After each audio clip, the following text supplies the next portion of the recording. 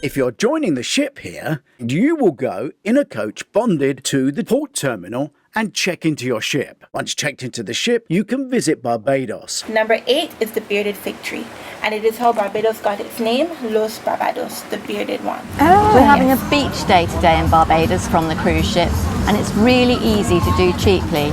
If you like a rum punch and a snorkel, this is the boat for you. We'll show you north, south, east and west of the island, a bit in the middle, but tonight we're going out. We're at Moe's Bar and Grill, and it's right on the side of the stage, so the music's going to be loud. The dancing starts late, but if you don't get there early, you won't get a seat. Very dramatic. I think there's a wedding over there. It's a baptism. The very helpful young lady in the bar said that the botanical gardens are 5 minutes walk up here.